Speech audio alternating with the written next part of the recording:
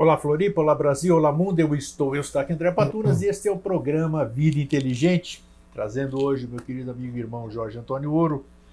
E é interessante porque essa semana eu tive muitas pessoas que eu conheci, passaram por lá de lá, essa terminologia que se usa, né? Morreram, faleceram, desencarnaram, cada um fala da sua forma.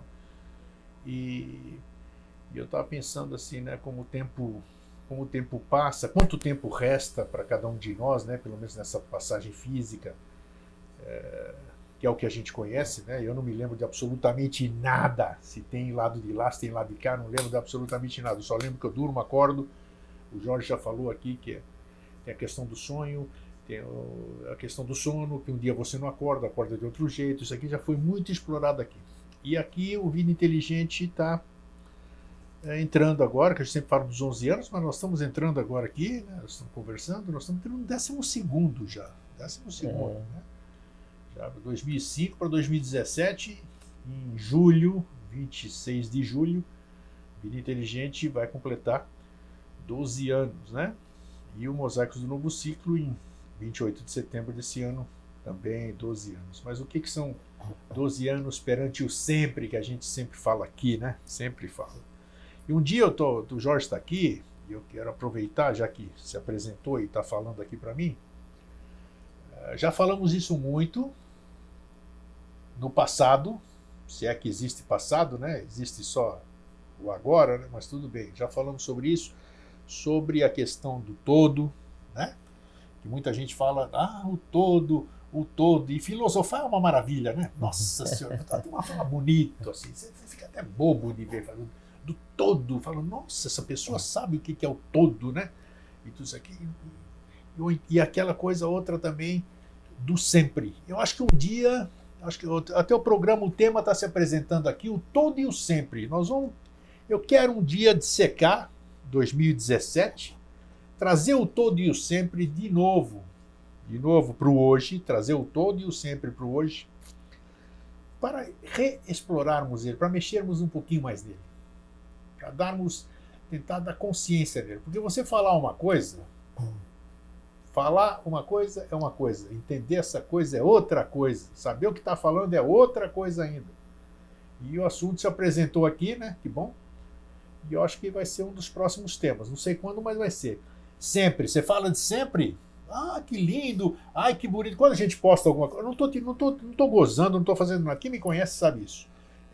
Postamos aqui recentemente alguma coisa aqui na comunidade Vida Inteligente sobre essa coisa do sempre. Você viu, né? Foi magia, até você, né? Magia da linguagem. Isso, a magia da linguagem. E é bacana as pessoas fazerem, que bom, e começaram a desenvolver algumas frases próprias, né? Isso é bacana. Mas você tem que saber, será que você sabe o que é que você está falando? A palavra, o verbo tem poder. O que é o sempre, sempre, sempre? Nós já fizemos um programa sempre, já falamos sobre o sempre, 5, 10, 12, sei lá quantos anos atrás aí. Mas eu acho que está na hora da gente dar uma nova roupagem nisso. Uma nova roupagem não. Vamos arrumar a vestimenta aqui. Que, partindo da lógica que daí esse tempo todo conversando a gente deve ter amadurecido um pouco. Sem dúvida. Nós, vocês, todos todo nós mundo juntos. Então conversar sobre o mesmo assunto que a gente já tenha conversado. Agora daí se criou um ambiente onde há capacidade de a gente falar um pouco a mais sobre aquilo, porque às vezes falar isso um pouco a mais há 10 anos atrás, daí ao invés de ser construtivo, seria destrutivo, sem né? dúvida, Ou desconstrutivo. Porque né? não entendo nada, né? E agora, como a gente amadureceu nesse período, né? Você gostou da ideia ou não? Não, eu gostei, mas o assunto assim, é o máximo da abstração que se pode chegar enquanto humano é tentar compreender o todo e o sempre. Mas se eu não tentar compreender, parei, né? Lógico. Não tem sentido, e né? trazer isso à verbalização é extremamente útil e benéfico. Então tá aí, um dia desses vai ser o tema. Um dia desses vamos. Vamos mexer nisso. E o tema que se apresentou para hoje, né? Antes de mais nada, então eu vou deixar você cumprimentar o pessoal, né? Porque eu falo pra caramba, né? A turma Olá a reclama. todos, é muito bom estar aqui de novo. Eu reclamo aqui, eu estava comentando com o Jorge antes da gente começar o programa. Falei, Jorge, vem ver algumas coisas, mostrei para ele aqui e tal. Falei, vem ver porque eu não tenho com quem conversar. Eu falo para ele. Vocês podem se impressionar com isso, como não tem como conversar? Você conversa o dia inteiro, você não sei o que lá, você está dentro do Face, não sei. Tá... Não, mas não é assim, gente. Não sei, tem gente que está entendendo o que eu quero dizer. Nós não temos com quem conversar. Às vezes você conversa com os outros, mas conversar mesmo você não consegue, né? Por isso que o saudosista, o bobão aqui, o Eustáquio, o saudosista, lembra com saudade do querido amigo e irmão Alvin, porque com o Alvin supria. O Alvin não tinha conversa fiada.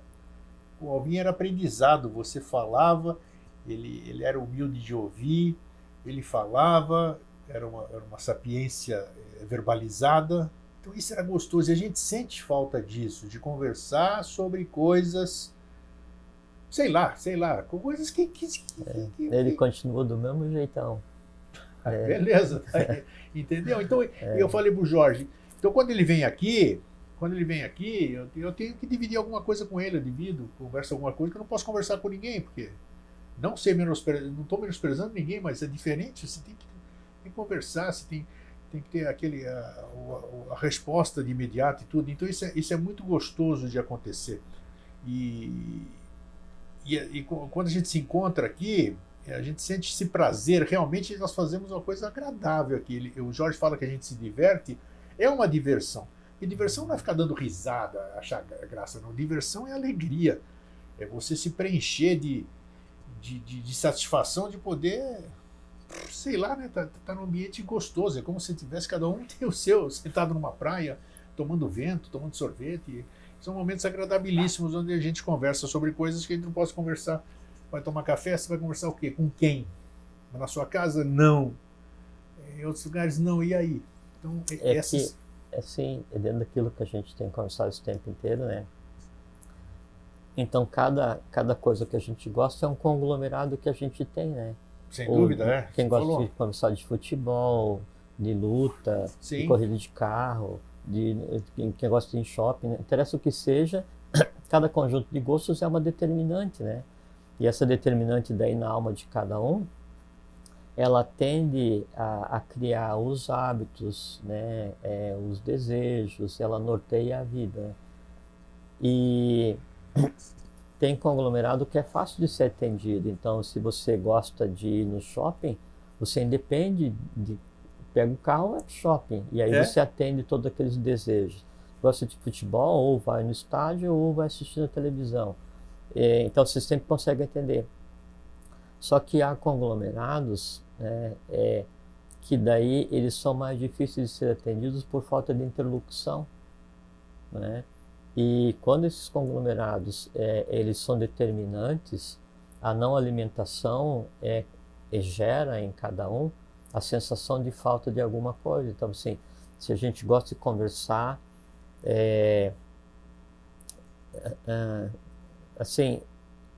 sobre alguma coisa abstrata ou sobre os assuntos que a gente trata aqui, né? Não é em todo lugar, não é com todo mundo, não é com toda a profundidade. Então, são poucas as oportunidades. E essa coisa em cada um de nós, ela se ressente, mas tem uma diferença muito grande. O desejo, não é a vontade, o desejo, esses conglomerados que criam os gostares, os hábitos, os vícios, o que seja, as tendências, eles sempre são alimentados pelo externo. Então eu vou para o shopping, o ver, o comprar, o consumir me alimenta. Eu vou no futebol, daí a violência, o grito, o barulho alimenta aquela coisa que em mim vive daquilo.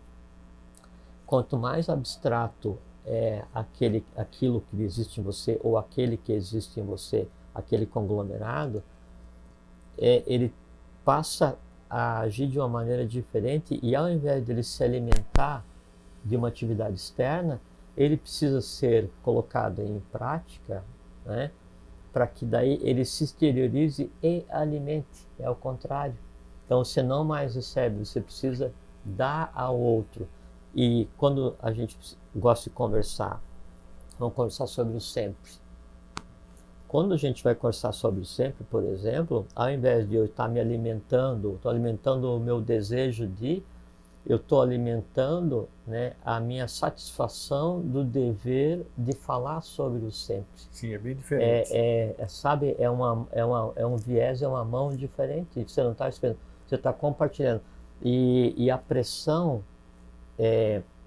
do eu superior de cada um, a pressão do espírito de cada um, né, ou a pressão da mente abstrata de cada um, para se manifestar, ela é muito maior do que a pressão que vem de fora para alimentar um desejo. A diferença é o quanto cada um de nós está permeável para entender que esse processo está acontecendo. Porque na maior parte das vezes acontece assim, está acontecendo esse processo e eu preciso repartir a abstração, eu preciso, eu mesmo, né, não a minha identidade, precisa se manifestar, se extravasar no mundo físico. E eu confundo isso com o desejo de comer um bolo de chocolate, com o desejo de ir no futebol, com o desejo de... não sei o que fazer, estou assim, irrequieto, aí ao invés de você sentar a pensar, ou sentar e ler um livro, você confunde aquele desejo de não sei o que com o desejo de consumir. Vai no shopping e consome. É interessante, é bem o tema que nós vamos falar hoje, que nós vamos falar hoje de dois seres de enorme importância. Por que, ô Jorge, já que nós estamos falando disso, por que numa humanidade, num todo, que a gente está falando hoje de todo, né? Dentro de todo esse sempre também, que a gente está falando de novo agora, e vamos voltar a falar outro dia, por que sempre o número de pessoas é pequeno? É interessante isso aí. Por quê? Claro que é. Não é o claro. O número de Cadê pessoas o claro? que se interessam por isso. Por quê? Por quê? Não devia ser o contrário?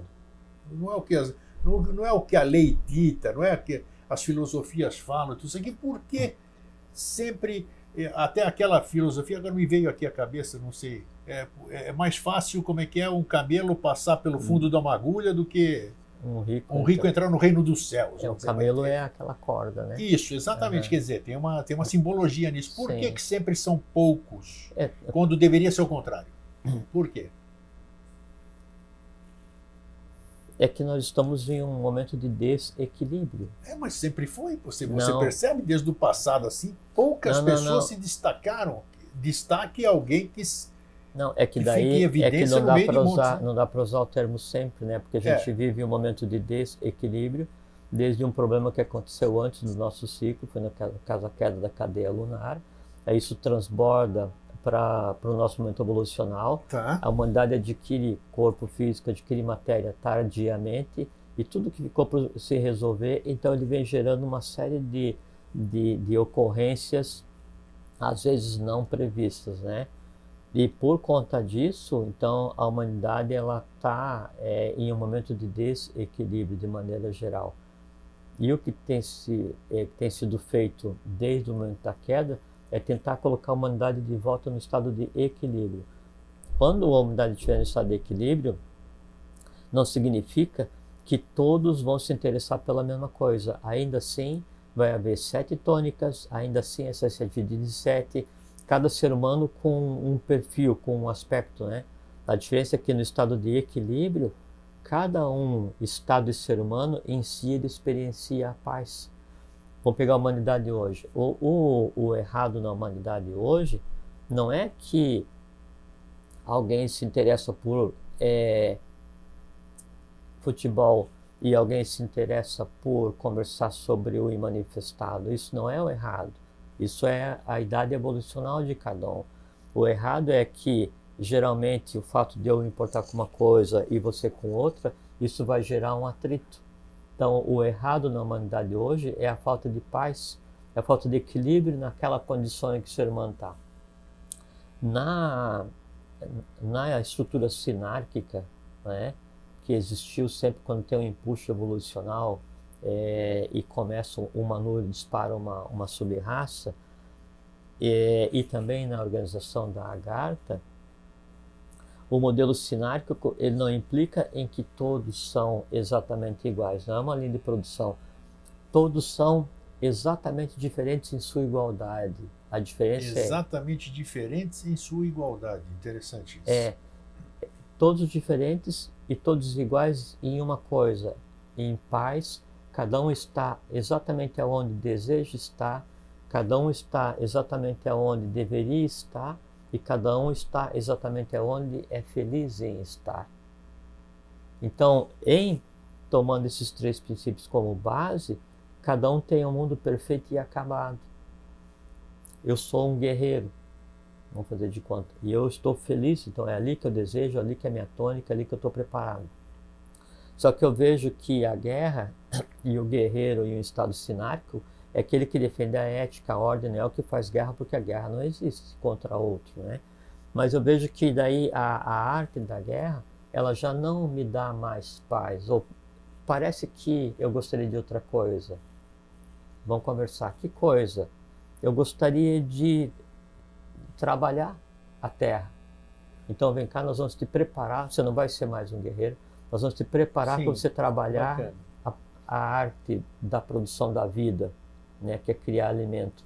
E você vai se especializar no visível, no invisível, vai aprender a conversar com a terra, com as sementes, ver as vitalidades, as energias, conversar com os elementais que alimam e quebram as sementes para que se tornem vida. Então você aprende a arte mágica de gerar. Da mesma forma, eu sou um trabalhador, e o trabalhador é aquele que trabalha a terra, é o que trabalha a arte, é o que trabalha a música, todos os trabalhos são iguais, né?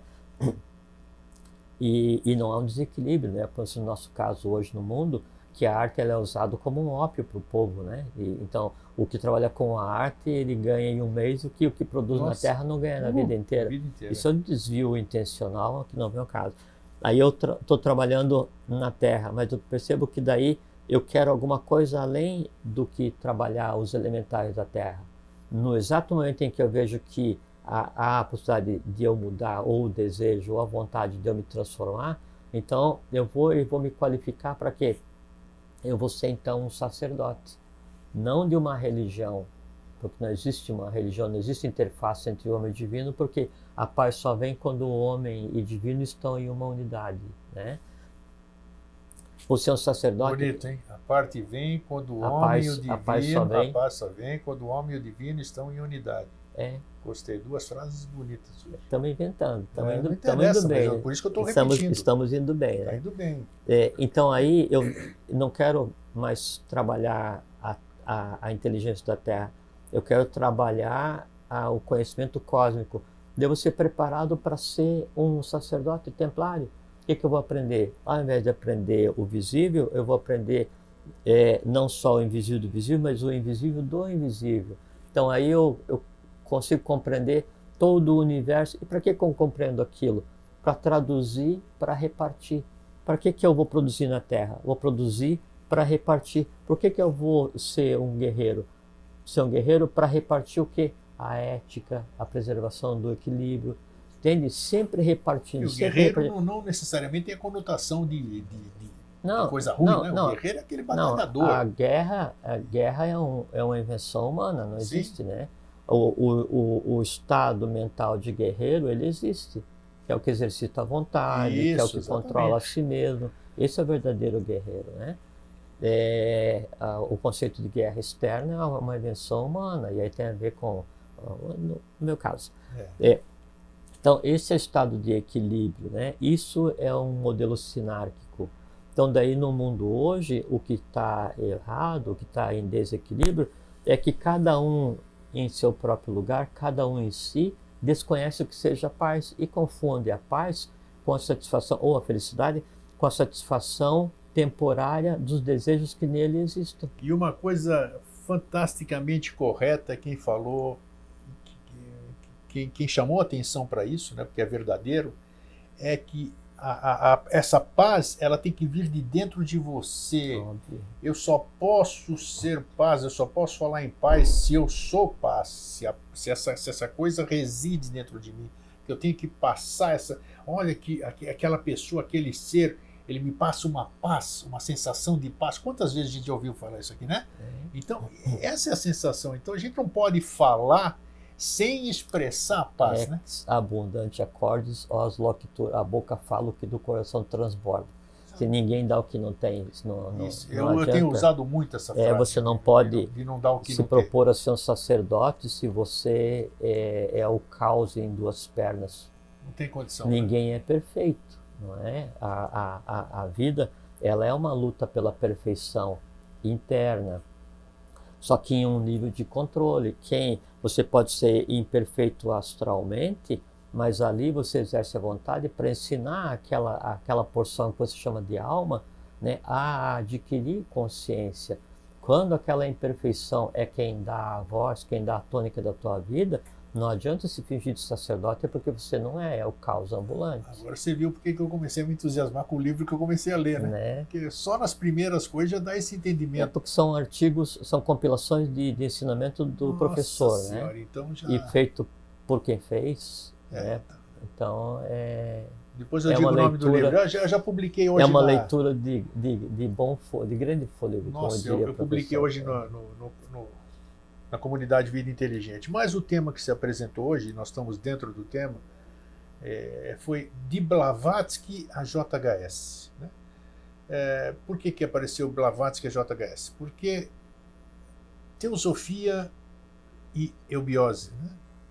Blavatsky, que foi uma... Como é que a gente pode definir? O Jorge já vai definir lá. Eu vou deixar ele dar o título da Blavatsky. E o professor. Houve um divisor de águas, me parece. O professor deu sequência a Blavatsky. Então, sempre que nós falamos aqui, muita gente me pergunta, e eu não tenho a capacidade de responder por enquanto, né? Por enquanto, qual é a diferença entre... Outro dia mesmo me inquiriram aqui na lista, eu acho que eu passei para você, porque eu não me senti em condições de responder. Qual é a diferença entre teosofia e eubiose? Que papel teve Helena Petrovna Blavatsky e Henrique José de Souza? Quem foram esses dois seres? Então está aqui hoje, nós ousamos, a proposta é ousar deixar bem claro o papel de ambos, né? A relevância de todos, separar bem o significado, pelo menos, né? Da teosofia e da eubiose, né? Essa ciência, a ciência das idades, como é que é o nome? Como é que se fala o termo aí? Como é que é? A sabedoria iniciática das idades, é isso? É só ficar quieto que a coisa fica bem, né? Gupta Vidya. Bem, né? Então é isso. Jorge, então... Gupta Vidya é teosofia. Então, eu acho que hoje apareceu a oportunidade de a gente conversar sobre isso e esclarecer esse tipo de dúvida, né? Entre Blavatsky, Henrique José de Souza, teosofia e eubiose. Tá. Bom, primeiro, sim, eu não sou mais adequado a falar sobre Blavatsky, e se encontra sobre Blavatsky rios de conteúdo na internet, né? Quem desejar conhecer sobre Blavatsky, leia Rosso de Luna. O Rosso de Luna escreveu Uma Mártir do século XX, ou alguma coisa assim. Acho que esse é o título. É mesmo? Sobre Blavatsky. Uma Mártir do século XX? Eu desconhecia esse título dele. E tem um outro livro... a Blavatsky, a Esfinge, de Anna Kingford, ou alguma coisa parecida. Também muito bom, dá muitos detalhes sobre a parte oculta da vida de Blavatsky. Como é que é o título do livro? A autora, consequentemente? Anna Kingsford, ou o sobrenome mais parecido. Tá. E é Blavatsky, a Esfinge. Blavatsky, a Esfinge. Olha que interessante. Sim, e é interessante porque esse livro ele traz algumas coisas sobre a vida de Blavatsky desconhecida da maior parte dos teosofistas. Teosofista é quem faz parte da sociedade teosófica. Teósofo, aí é a Gupta Vidya. Então, o teosofista pode ser teósofo e o teósofo pode não ser um teosofista. Um eubiota é um teósofo, não é? Mas a gente já vamos separar as coisas bem, né? De maneira geral, o Rosso de Luna escreve muito sobre Blavatsky, né? O meu conhecimento é conhecimento de discípulo da eubiose sobre Blavatsky, né? Vamos falar algumas coisas que podem ser faladas. Pode ser ditas, né? exato, isso aí. Ficar Claro. bem claro, né? Para que não se melindre, não se ofenda ninguém. Mas aqui eu acho que o bacana é isso que eu sempre falo, porque a gente instiga as pessoas a irem buscar mais informação. Vá buscar a sua fonte, vá buscar o seu às vezes, complemento. assim, eu recebo uns e-mails, assim, que são bons testes para ver se vale a pena continuar se preocupando em repartir um pouco de discípulo, né? E e-mails ofensivos, né? Assim, ao que eu faço, ou ao que eu digo, ou a sociedade a qual eu faço parte, a mim não, porque eu pessoalmente não me ofendo, né? Não tem. Movimento de retenção comigo é muito difícil, né? Até porque tudo isso que aconteceu eu resolvi, então não foi nada para. E um dos questionamentos é isso, que então eu falo, mas não concluo, ou eu omito intencionalmente Ou para então aparecer. o chato de entrevistador te corta, Não, né, isso o não, raciocínio. nunca. Nenhum... Mas isso eu ouço de monte. Não, eu ao contrário, eu ouço para você elogios, porque são as perguntas que as pessoas gostariam de fazer se estivesse sentado aqui conversando, né? E eu explico que daí eu sou um discípulo, eu faço parte de uma escola de iniciação que é a Sociedade Brasileira de Eubiose, a Ordem do Santo Grau, né? E na condição de discípulo eu reparto aquilo que um discípulo sabe, né? Se eu tenho uma função ou não dentro da sociedade, isso é uma coisa temporária. A única função que existe permanente em uma escola de iniciação é a função de discípulo. Acabou. Isso aí. Né? E uma coisa que acompanha o discípulo, primeiro é a ignorância, porque ele tem que saber que é ignorante e tem que buscar sempre mais compreender, né? E a outra coisa básica que acompanha o discípulo é a ética com relação ao silêncio necessário. Se quando entra uma escola de iniciação, então você jura manter sigilo sobre o que ali lhe for revelado, jura não fazer mau uso. Se eu viesse aqui e contasse o que é desnecessário, eu estaria fazendo mau uso, porque pareceria que eu sou um revelador, então eu sei coisas ocultas, eu não sei nada, né? Não tem, sabe? Mas então, esses e-mails que às vezes eu recebo, e recebi nessa semana e semana passada também, ao invés de me fazer pensar em desistir do processo como um todo, tem um efeito contrário, e mostra que realmente o trabalho que a gente tem feito, que as instituições têm feito, o trabalho que o professor se propôs a fazer, ele é extremamente necessário à humanidade. Ai da humanidade se não viessem pessoas como Blavatsky, JHS, esses assim, né? Muito bem. Vamos lá. Então, antes da gente falar sobre Blavatsky nasceu... Bom, primeiro, ela não gostava de ser chamada de Blavatsky, não por causa do sobrenome, né? Mas porque, às vezes, assim, no mínimo, senhora Blavatsky, ou então Madame Blavatsky. Madame, bem conhecida, mais conhecida por Madame, né?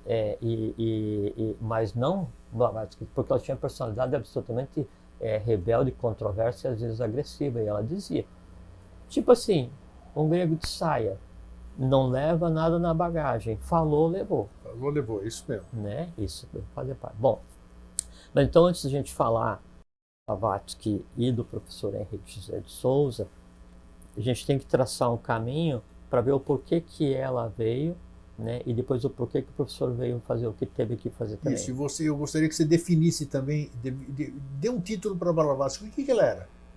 Ela era bruxa, ela era paranormal, ela era uma enviada, ela era o quê? Como é que você... Não, o Jorge, como é que o Jorge define? Quem a qualificou, ela foi muito perseguida, né? Sim. Como natural, né?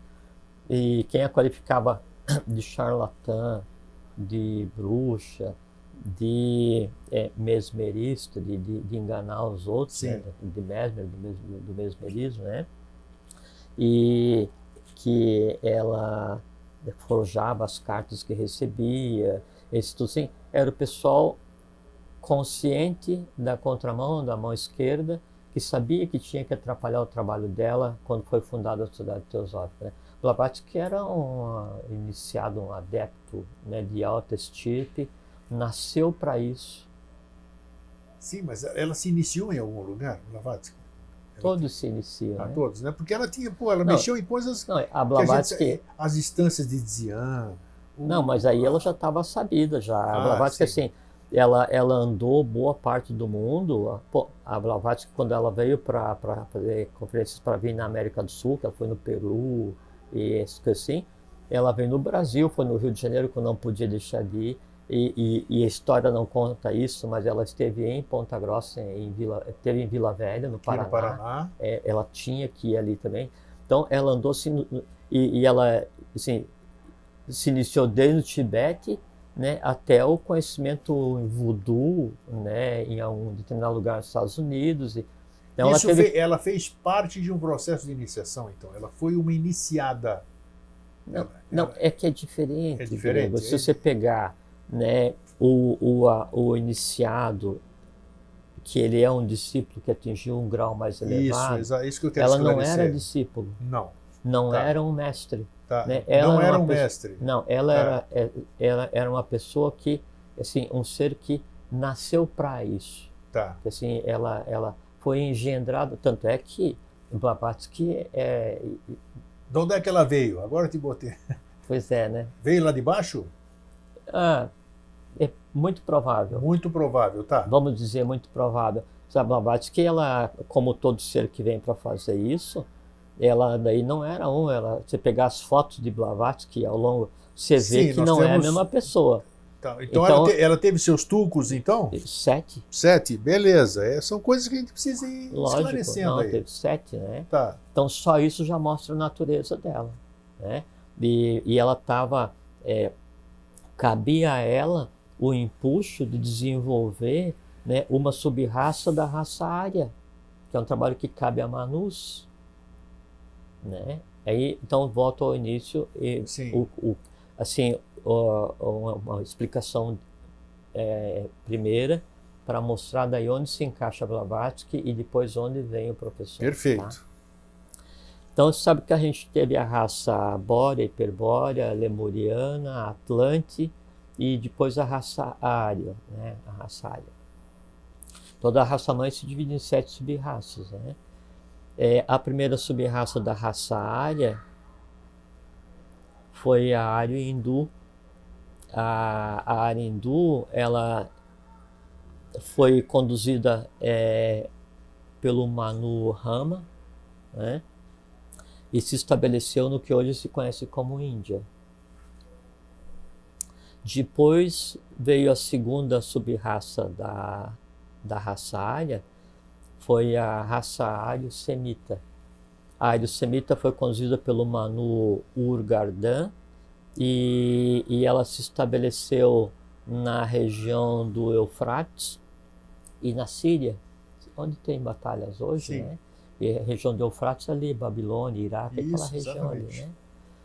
A terceira sub-raça ária foi a iraniana, conduzida pelo Manu Zoroastro, e ela se estabeleceu ali na região da Pérsia, o Irã hoje, né? Isso. Na região das Arábias, aquele eixo todo ali embaixo do Oriente Médio, e no Egito. A quarta sub-raça da raça ária é conduzida por Orfeu. Orfeu era um Manu, né, dos mistérios órficos, e ele deu início a esse processo de uma sub-raça inteira na Grécia. Sim. Então a Grécia é importante do ponto de vista civilizatório, porque ela foi um ponto onde eclodiu, onde se desenvolveu toda uma sub-raça, né, de uma raça mãe. E sub-raça não é um depreciativo. Claro. Sub-raça é uma divisão, uma macro divisão dentro de uma raça mãe, né? E aí, então, Orfeu, baseado na Grécia, ele desenvolve essa quarta sub-raça, né? E passa da Grécia, vai para a Itália, daí vai para a França, da França vai para Irlanda e Escócia. Isso a base. Depois espalha, né, quando está. Então, a quarta coube ao Orfeu. A quinta sub-raça da raça ária são os teutônicos ou germanos. E o Manu da quinta sub-raça foi o Odin. Então, Odin não é lenda, né? Ele não é mito, né? Existiu fisicamente e foi o Manu dos germanos. E os germanos se espalharam pelo mundo inteiro, primeiro pela Europa, depois pelo mundo inteiro, e houve uma miscigenação, né? Aí chega um momento em que deveria se desenvolver a sexta sub-raça da raça ária, e o berço do desenvolvimento da sexta sub-raça da raça ária ele deveria ser Estados Unidos. A quem coube instalar as fundações do que viria a ser a base mental, espiritual, né, que prepararia o povo do país para que ali então se desenvolvesse uma sub-raça inteira e que nortearia o mundo por milhares de anos, né, foi Blavatsky. Então, o trabalho de Blavatsky era, nos Estados Unidos, estabelecer a base para que ali eclodisse, ali se desenvolvesse a sexta sub-raça da raça ária, que tem o nome de Bimânica. Esse é um neologismo criado pelo professor Henrique José de Souza. Bimânica é de bimanas, né? Mental concreto, mental abstrato funcionando junto. E aí, então, em equilíbrio, o poder temporal que detém Estados Unidos, junto com o poder espiritual semeado e alavancado pelas ações da Sociedade Teosófica a partir de Nova York, então se estabeleceria um equilíbrio, né, em termos evolucionais, se experienciaria a paz. Não aconteceu. Não aconteceu, Não, é isso que eu ia lógico. Não, perguntar. não, lógico. Mas daí, isso que a gente vai conversar sobre daí a questão da vida de Blavatsky, né? Sim. Por conta de não ter acontecido essa florescimento da teosofia nos Estados Unidos na época em que deveria, o passo que seria depois dado, que se desenvolveria no país onde se desenvolveria a sétima sub-raça da raça ária, e o nome da sétima sub-raça é Atabimânica, né? Daí não só mais manas, mas também Atman junto, então espírito e mente unido no povo criando uma raça diferente, deveria ser no Brasil, mas bem mais para frente, né? E, então, aqui o povo está sendo preparado, essa miscigenação, esse caldeamento racial, físico, astral, mental, e o espiritual aconteceria mais tarde, e dependeria do que aconteceria nos Estados Unidos. Por conta da queda dessa ação de HPB, né, nos Estados Unidos, então o trabalho de desenvolvimento da sexta sub-raça que caberia a HPB e aos Estados Unidos se transfere para o seguinte.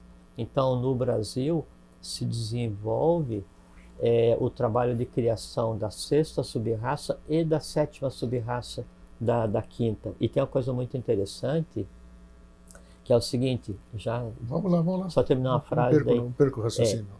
Que assim, todo local onde se desenvolve uma sétima sub-raça, no caso a Atabimânica, da quinta raça-mãe, também se desenvolve uma coisa que é chamada de oitavo ramo racial. O oitavo ramo racial é um pequeno núcleo civilizatório em termos de humanidade, e daquele núcleo civilizatório, não é, em termos espirituais, é que vão ser gerados todas as sub-raças da raça-mãe seguinte, né? Então, assim, milhões de anos para frente, né, estão sendo gestados junto com o desenvolvimento da sexta e sétima sub-raça, através do oitavo ramo racial. JHS entra na questão do oitavo ramo racial. Então, aí eu vou mexer numa coisa que a gente vem falando há anos e é notório. Isso aqui é histórico, não é coisa que a gente fala aqui, só se fala no Vida Inteligente, nada. Já falamos aqui no Vida Inteligente diversas vezes, todos eles, de uma certa forma, falharam em suas missões. Vou voltar a perguntar, por quê? Porque que resistência é essa? Que erro é esse? Se são seres, claro, se são seres preparados para desenvolver esse tipo de trabalho, que envolve raça, que é uma coisa que a gente nem faz ideia, hein? Raras pessoas, eu não faço a mínima ideia. Eu falo aqui com o Jorge, fico aqui, eu fico ouvindo o que ele fala, mas não faço a mínima ideia. Na profundidade da questão, não faço mesmo. Então, a gente percebe que é um trabalho grandiosíssimo, né? Porque não estão falando de população, cidadezinha, estão falando de raça, de uma série de coisas. Então, mas você vê, então a pessoa começa a pensar, por que todo mundo errou? Errou não, por que todo mundo falhou? Já passou Blavatsky, já passou para o professor Henrique José de Souza, que nós vamos falar dele. De uma certa forma, o professor também, ele deixou a semente dele também, mas ele foi limitado pela vida, viveu o tempo que tinha que viver, deixou a semente plantada, outro vai ter que dar sequência nisso aqui, daqui a pouco, seja lá o dia que ele aparecer, a hora que ele aparecer, se ele aparecer, Maitreya, se ele vier aqui, eu acho, estou no achismo, e achismo não é ciência nem nada, ele vai ter as mesmas dificuldades. Ele vai pegar um mundo como nós estamos vendo aqui, que isso aí pode ser maia, mas nós estamos vendo essa maia que nós estamos vendo aí. Então, que explicação? Vamos falar de novo sobre isso aqui. Porque aquela historinha, então é utopia esse negócio de falar de o bem sempre vence o mal. Parece que o mal, parece que essa coisa, essa força antagônica, que ela tem que existir, né? A dualidade tem que existir em tudo, né? Para existir o equilíbrio e tudo. Por que sempre?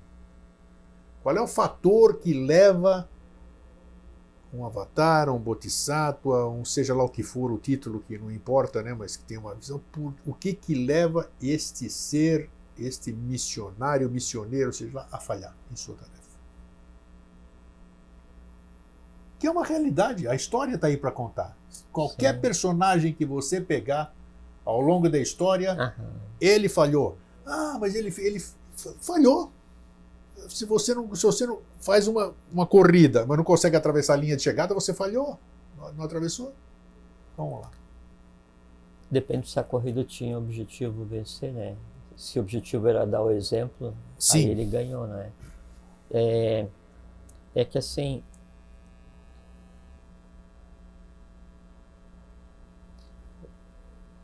não é possível que se assim, vamos supor que a humanidade esteja levemente doente.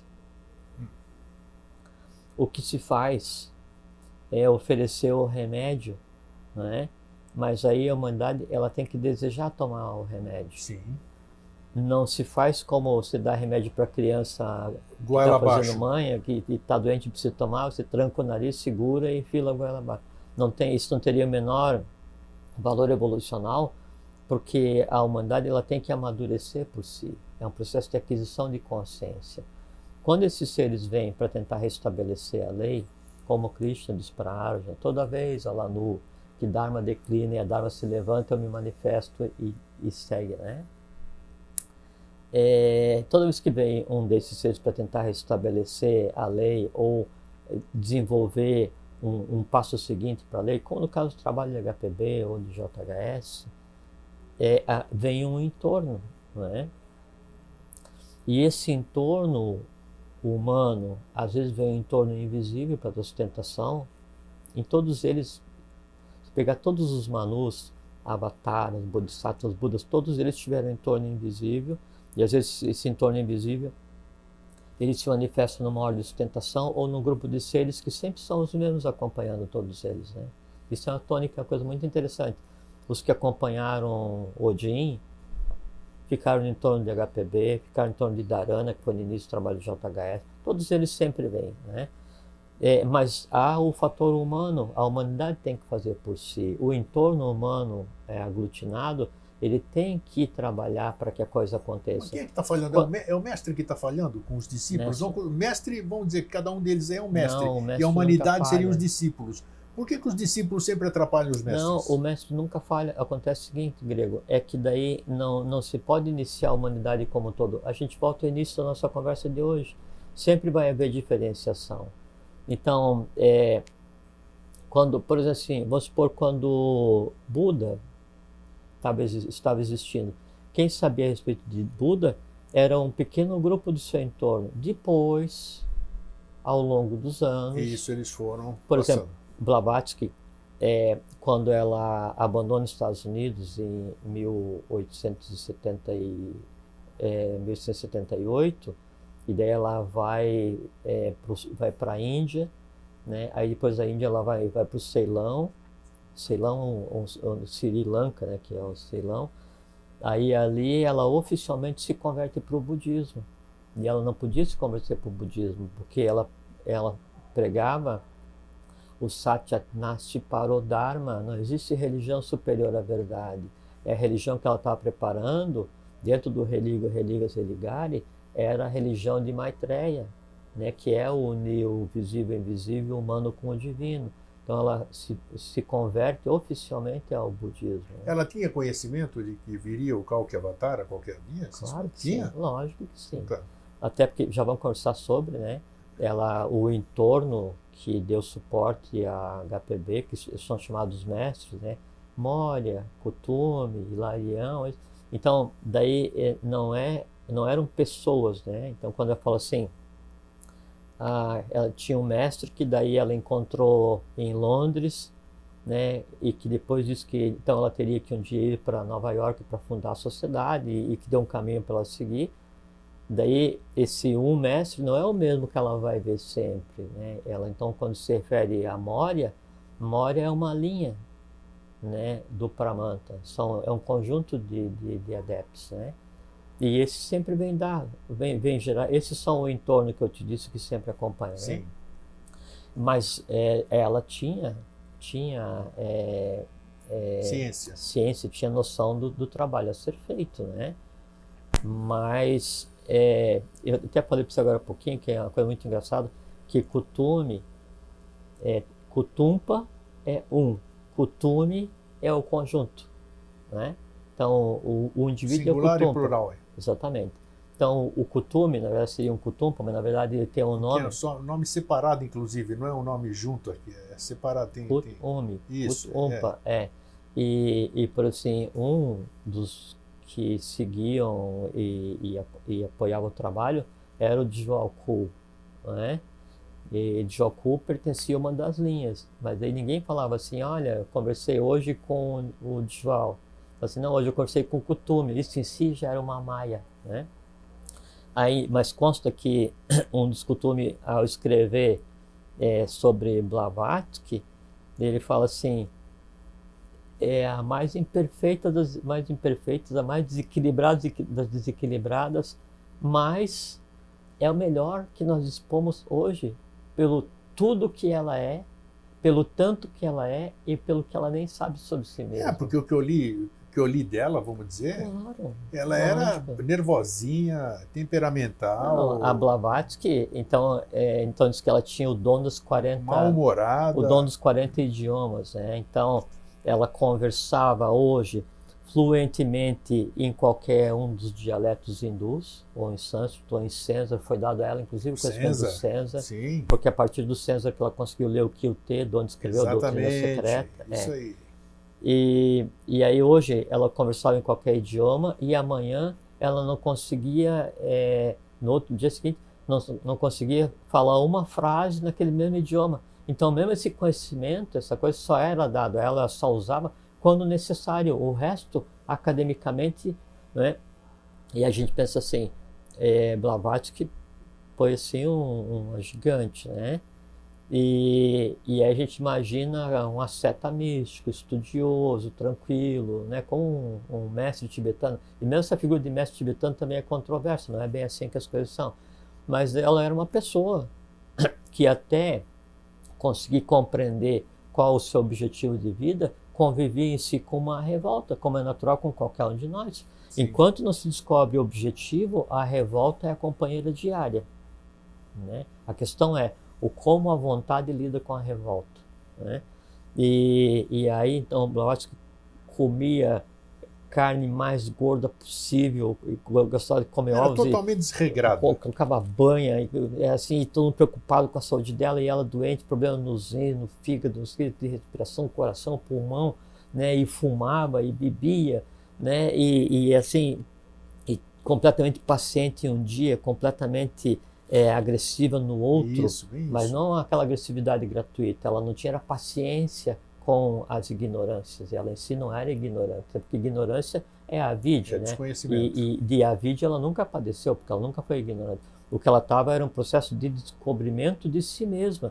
E até porque, como ela tinha que conviver com mais 6 iguais, era a mesma essência e fazendo vários papéis, que não cabe comentar isso aqui, não é nosso objetivo, né? Então ela ia assim, de um processo de preparação,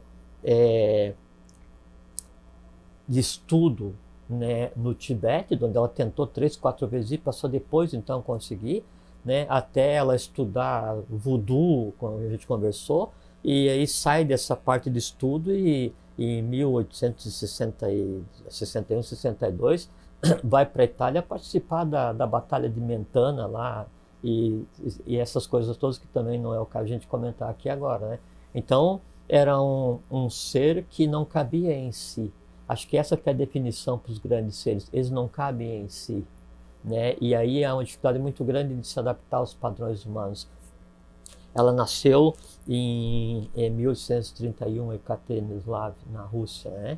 E vem de uma família abastada, de príncipes, princesas, coisas assim, tem uma ascendência nobre em termos humanos. E sempre foi muito irrequieta desde pequeno, e o gênio dela, ela sempre se comportou assim desde pequena, pacífica, agressiva em termos de impaciente, sempre foi, né? E aí, com 16 anos, e o nome dela era Helena Petrovna Fadeyev, esse é o nome dela, né? Blavatsky é do marido. E aí dizem para ela que era tão impossível que ela jamais ia conseguir se casar, né? Aí ela disse, não, eu vou me casar e vou procurar qualquer um, mas especialmente um que, se eu o magoar, né, não vai fazer diferença nenhuma. Eu ia estar preparado para isso. Ela vai e se casa com o Nikifor Blavatsky, do exército. E aí vem aquela questão, e ela tinha 16 anos quando casou com o Blavatsky, né? E ele tinha quase 50, tinha o triplo da idade dela, né? E aí se pergunta assim, mas daí qual o sentido dela casar com o Nikifor Blavatsky? Espiritualmente, ocultamente, o Nikifor era da mesma estatura que Blavatsky. Então não foi acaso, não existe acaso, eles eram complementos. Tá. Só podia ser com ele. E mesmo assim, ela fica com ele pouquíssimo tempo, né? E aí... Mas ele não tinha consciência, né, do estado dele, né? O marido da Blavatsky, ou tinha? Ele tinha, só que assim, não se tem muito registro sobre ele. Ocultamente, assim, tem a questão exotérica, que é dada à humanidade, e tem a questão esotérica, que é oculta agora, e aos poucos vai ser dado. Esotericamente se sabe que ele sabia. Ele sabia. Sabia do que tinha que acontecer, tanto é que deu liberdade para a Blavatsky pegar e seguir fazer a vida dela, né? Em síntese, a Blavatsky ela falhou em muitas coisas, mas não falhou, quer ver, eu vou te falar. Ela conseguiu, o fato dela ter trazido a teosofia que etimologicamente então, é o conhecimento de Deus. Sim, mas é que a teosofia, você falou Gupta Vidya. Isso. Teosofia é a ciência do invisível. Sim. Né? E a teosofia ela é praticada desde da época da Índia, do Império de Han, né? Ou se quiser ir só ninguém tinha nominado ela de acordo. Quem deu o nome teosofia pela primeira vez, segundo a tradição ocidental, foi o Amônio Sacas, de 175 a 240 depois de Cristo, na Alexandria. Orígenes foi discípulo de Amônio Sacas, foi um neoplatônico. Sim. E aí o pessoal tentava, e Amônio Sacas de início ele era cristão, né? E aí quando ele abre mão dessa situação dele de ser cristão para daí então desenvolver esse novo conhecimento, Então a igreja tenta desacreditá-lo, né? E aí fala que Sacas porque ele teve um período que ele era estivador, então Sacas dele ficar carregando as coisas assim. Não, só que o nome original dele era Amônio Sakia, porque toda a formação de filosófica, todo o conhecimento oculto que Amônio Sakas trouxe para a região Egito, essa coisa toda que influenciou todos os filósofos, né, foi da região da Índia ligado ao Sakya. Ele viveu tanto tempo e teve tanta relação com o conhecimento hindu primitivo que ele agregou o nome Sakya, né, no nome dele. E qual outra pessoa que vem à mente que tem o Sakya no nome? Siddhartha Sakyamuni, o Buda. Sakyamuni, exatamente. É o Buda. Então, essa é a origem do Amônio Sakya, né?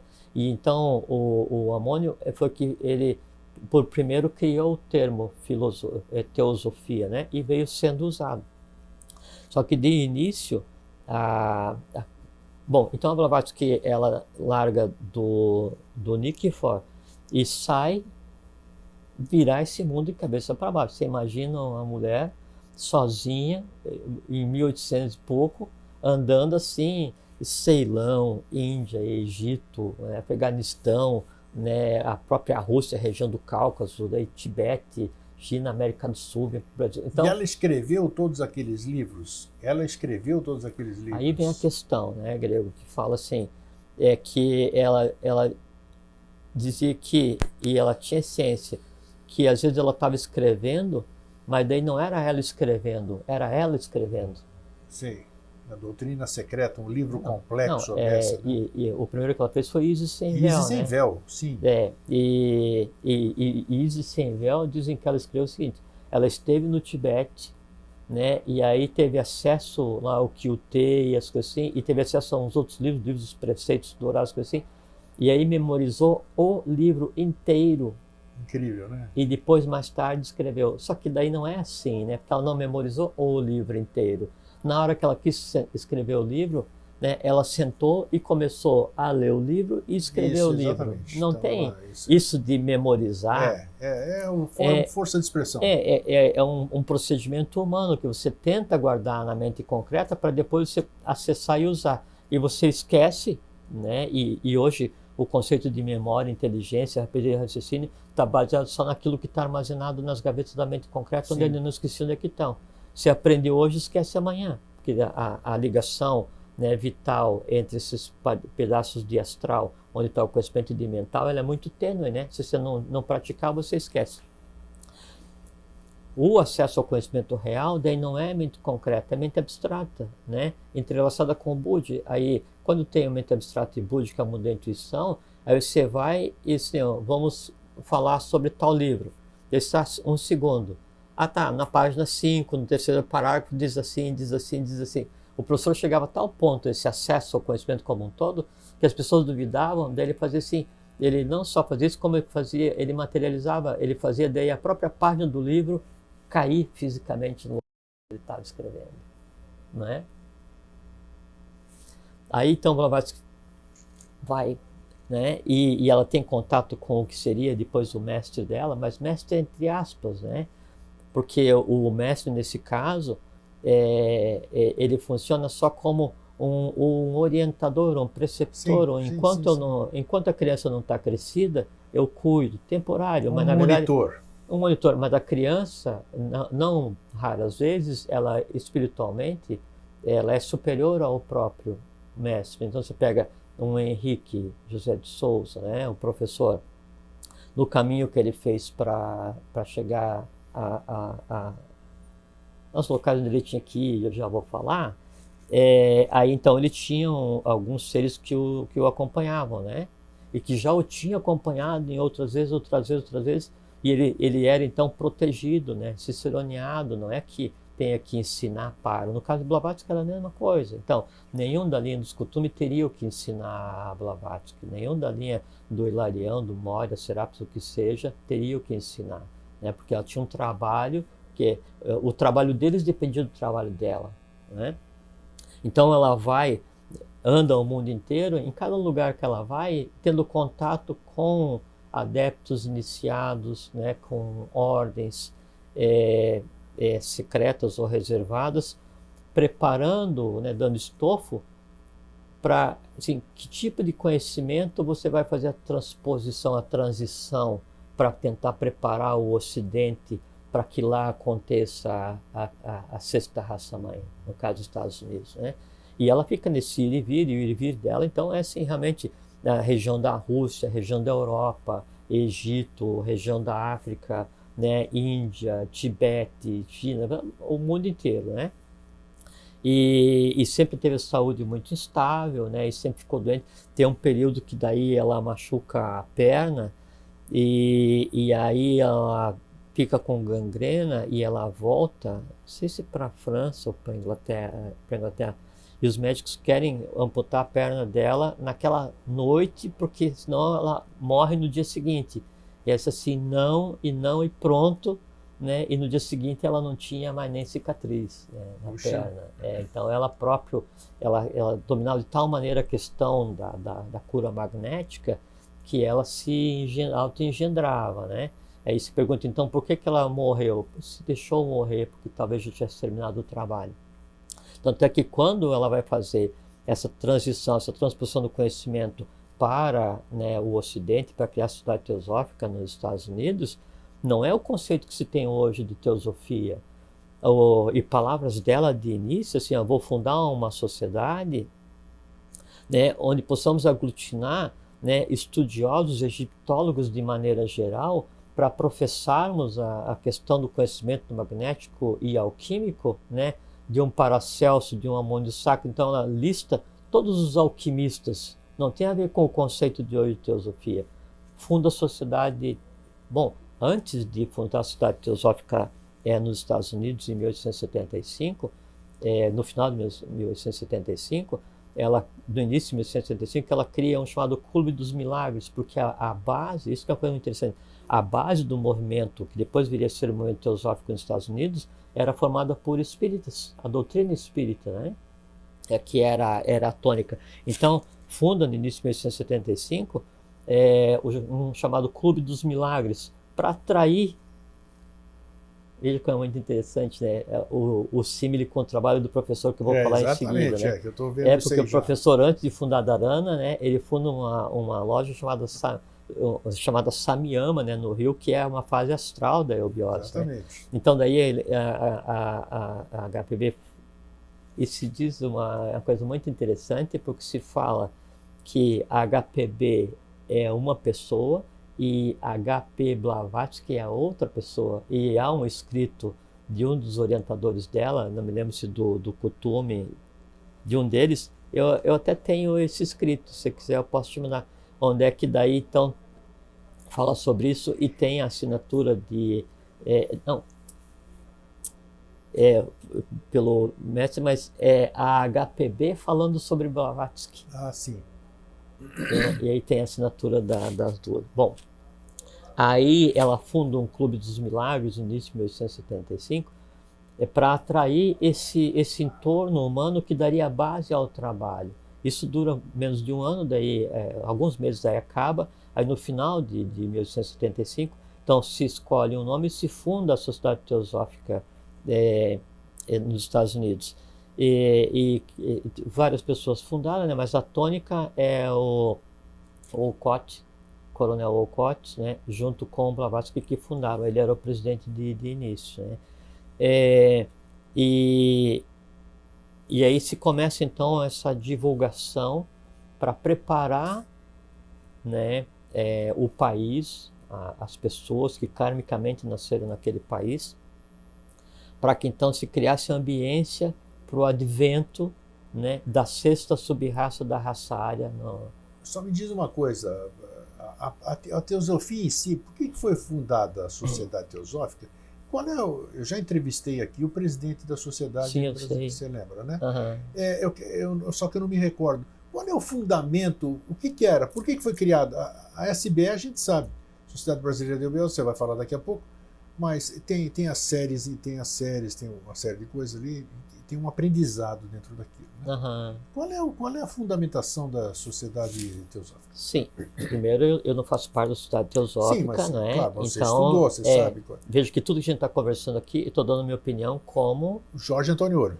como um discípulo da eubiose. Eu Perfeito. não tenho cargo, não tenho função, Claro, não sou da sociedade sim. teosófica, nunca fui, né? Da Sociedade Brasileira de Teosofia, né? Eu sou da STB, que é a Sim. eubiose hoje, né? É que a Sociedade Teosófica, ela não foi levada a efeito, a minha opinião, né? Sim, Pelo que a gente está claro, conversando. claro. É que, sabe quantos anos dura a Sociedade Teosófica com Blavatsky e Olcott, né, à frente nos Estados Unidos? 3 anos, Grego. De 1875 a 1878, né? E as divergências, os ataques, porque a Blavatsky fala assim, não vou dizer o que para não melindrar, não é? Uma parte, eu vou falar só outra parte. Assim, a partir de hoje cessa essa abordagem e começa a outra.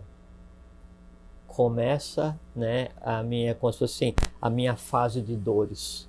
Então ela sabia que dali para frente era ataque direto, né? Era ataque direto e a coisa não deu outra. a coisa foi de tal intensidade, né? E a dispersão dos membros da Sociedade Teosófica foi de tal intensidade, tal maneira grande, que quando chega em um período, né, assim, praticamente só está ela e o Olcott na sociedade e endividado porque não conseguiram nem levar à frente a iniciativa, aí se desfazem dos locais onde eles moravam para pagar as dívidas e vão para a Índia.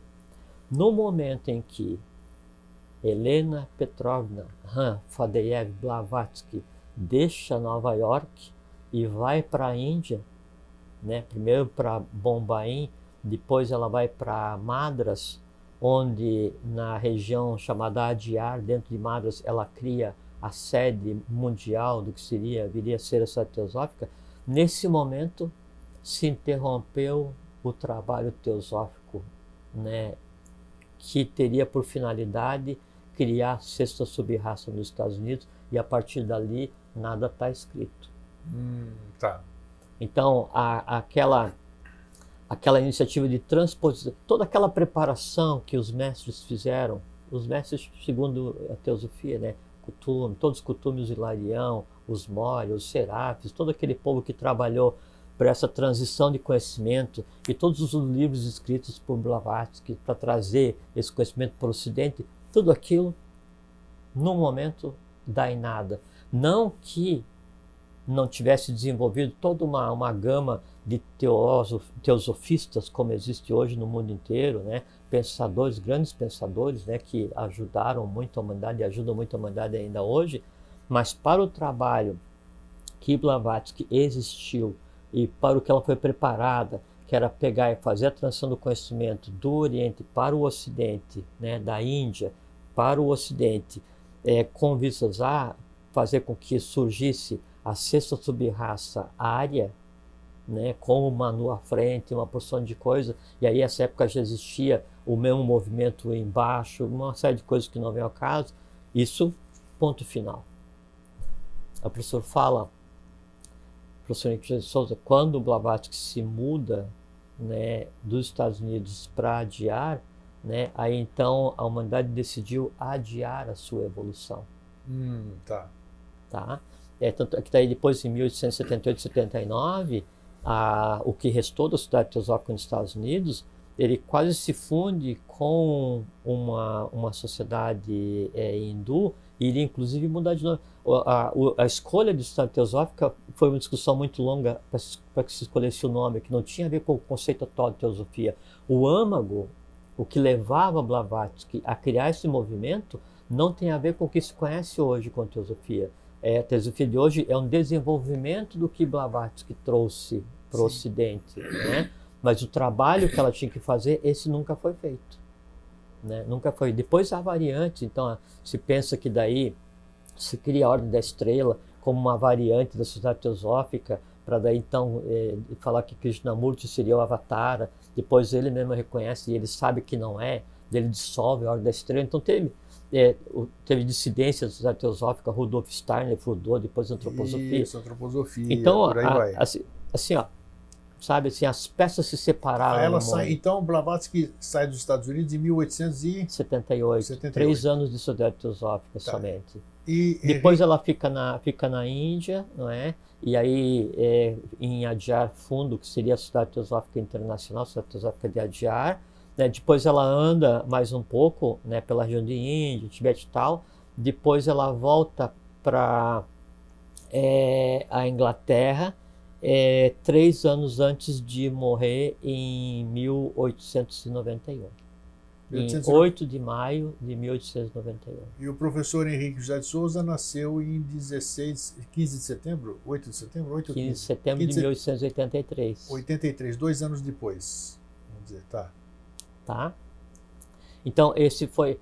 assim, é interessante até conhecer, para as pessoas conhecerem, pelo menos assim, onde Blavatsky andou, o que ela fez, assim, são detalhes muito... Tem um vídeo inteligente...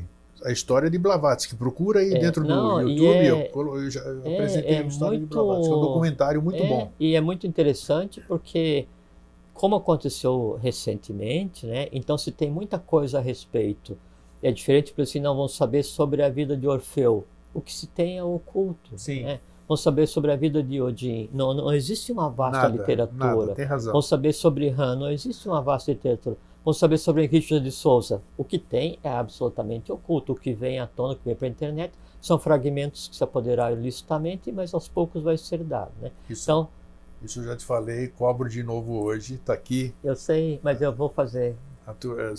O Apta está me assistindo, vai me assistir. Não, mas nós vamos ter Tem que ter a biografia do professor Henrique José de Souza. É que assim, todo mundo conhece. Grego, é que assim, a biografia de Henrique José de Souza, ela tem que ser dada aos poucos, porque uma coisa é o que a gente vai conversar aqui hoje, por exemplo, a partir de agora, de aspectos da biografia do homem Henrique José de Souza, né?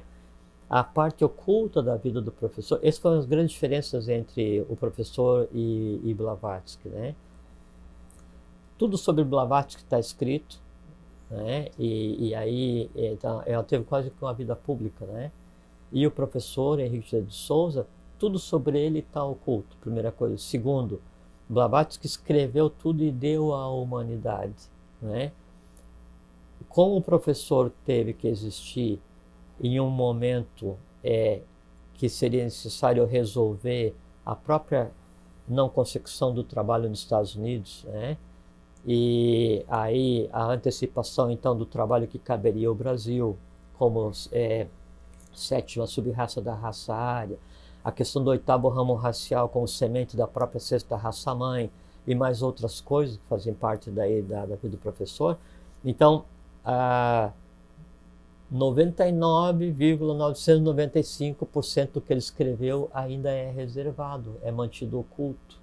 Né? Mesmo assim, os fragmentos ou partes que foram ilicitamente vazadas, né, nesse tempo, né, por pessoas mal intencionadas, ainda assim são um pequeno fragmento do que existe realmente do professor. E por que ainda não foi dado à humanidade? O professor dizia muito claramente, esse conhecimento é da humanidade, é para a humanidade. Deem à humanidade aos poucos. Como então a gente está em um processo de fim de ciclo e a gente está vindo de uma não realização da 6ª sub-raça nos Estados Unidos, aí então ao desequilíbrio entre poder temporal e espiritual, que você pode ver hoje, é um desequilíbrio total, é só poder temporal e espiritual, né? E aí então quando isso vem para o Brasil, daí cabe ao Brasil desenvolver todo o trabalho da 6ª sub-raça, da 7ª sub-raça, do 8º ramo racial e com o parte do Avatar. Então, tudo que está escrito é para esse momento de já realizado. Como a gente está na transição, ainda é mantido reservado. Sobre JHS, sobre o professor. Temos tempo? Olha, estamos com 1h10. Mais um pouco, então. Mais uns 15, 20 minutos. Isso, temos. Pode ser? Claro, temos que falar dele. Falamos só de Blavatsky por enquanto. Puxa. Era necessário, porque para mostrar que daí isso cabe ao Brasil também. Sim. Né? Então, o professor Henrique José de Souza, Ele nasceu a 0 hora de 15 de setembro de 1883. Há várias coisas que antecedem isso, mas eu não posso revelar, Tá. né? Quem quiser saber, entre na Sociedade Brasileira Isso, de Audiólogos, se perfeitamente. inicie e aos poucos tem acesso ao longo da vida inteira às coisas que ocorreram com o professor. E ele é esse tipo de ser que nasceu para. Só que o professor ele deveria vir para a face da Terra, deveria nascer, né? E o professor nasceu de uma família abastadíssima em Salvador. Nasceu em Salvador, na Bahia, né? E os pais do professor, eles eram donos assim dos estaleiros, de navios, do teatro, assim. Tanto é que a casa do professor, uma das casas do professor era no Palácio de Governo de Salvador, né, para da aclimação, né? Ali era a casa de JHS, ele morava ali, né? Eles dominavam a economia do Estado. Então o professor deveria ficar só um período da vida dele desempenhando funções humanas, depois ele iria embora e um símile dele, né, que nasceu no mesmo dia, tomaria conta dos trabalhos humanos que caberiam ao professor realizar. E o professor, então, ele sempre teve uma vida assim muito, muito estranha, né, como acontece com todos esses seres. Quando ele era pequeno, então ele sempre teve o dom de curar as pessoas, de fazer previsão e essas coisas todas, né? Mas tinha uma coisa muito interessante, que quando ele era pequeno, daí a família do professor e os irmãos dele pediam para ele nunca tocar nos alimentos antes de comer, porque ele podia comer pão, as coisas assim, porque onde ele tocava ficava perfumado, e ninguém gostava de comer pão com perfume, né? E ele mesmo, quando criança, ele era conhecido como doutor mão santa, né? Onde ele colocava a mão, ele curava. E a vida dele sempre foi assim, né? E aí tinha que acontecer a ida dele ao Oriente. Sempre há essa questão de, por mais elevado que, então há um trabalho a ser feito na face da Terra para que a consciência venha, né? Pelo menos de início. E aí, em paralelo com a infância de JHS, a pré-adolescência dele, então havia um grupo de iniciados em determinado local que teria que vir para encontrar com JHS em Salvador, sem que o professor Henrique soubesse, né? Aí, então eles criam uma companhia de teatro chamada Tintim por Tintim, que vem de Goa, né? Na Índia, que era um enclave português na Índia chamado Goa, né? E aí eles vêm para se apresentar em Salvador. E a contraparte do professor, que era a dona Helena Jefferson de Souza, ela nasceu em Goa, né? E quando essa companhia de teatro, eu vou falando pausadamente para ver o que a gente vai conversando. Claro. Então, quando essa companhia de teatro vem para Salvador, daí a Helena, ela vem junto nessa companhia como atriz principal, né? Para encenar essa peça Tintim por Tintim. Nessa companhia de teatro, todos eram adeptos, né? E aí ligados diretamente àqueles que antes tinham orientado e conduzido o trabalho que a HPB teria que fazer, e uma vez encerrado o trabalho, se resumiu muito o contato que havia com eles, né? Depois, então, com esse evento do professor Henrique, essa companhia então se desloca para Salvador. E o professor gostava muito de teatro, e então ele ia todos os dias assistir os ensaios da peça, né? E todos que estavam ali sabiam quem era o professor, e o professor não sabia quem era quem estava ali, todos eles, né? E aí um dia, então, o ator principal que contracenava com a Helena, né? Ele adoece, e aí o diretor da peça, ele pergunta se o professor não quer encenar no lugar de Helena. E aí ele diz que sim. Então ele vai e começa a encenar a peça com a Helena. Aí eles se apaixonam, né? e já estava escrito porque é uma parte, é uma unidade nascida em duas partes, né? Essa seria a Helena que viria a falecer no acidente da Rua Augusta. Exatamente. Tá. Então,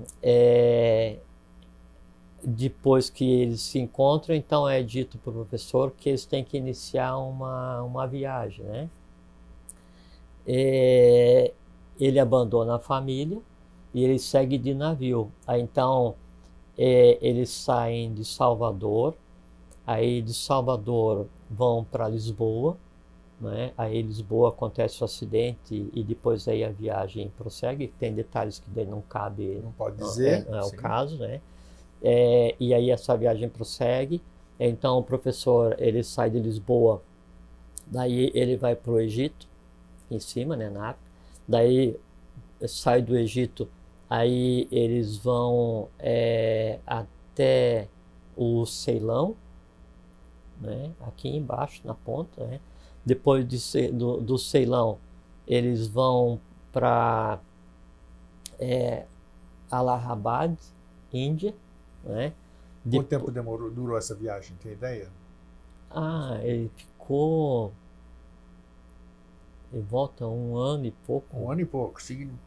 Viagem longa. Sim, porque de navio, né? Sim, naquele tempo tem razão. E, Demorava muito. e aí teve um trajeto muito longo por terra, porque eles descem e aportam na capital, na época lá, Rabat, que ficava aqui assim na Índia, e aí passam por Simla e sobem, né, até chegar em Srinagar, lá Sim. em cima na fronteira, né?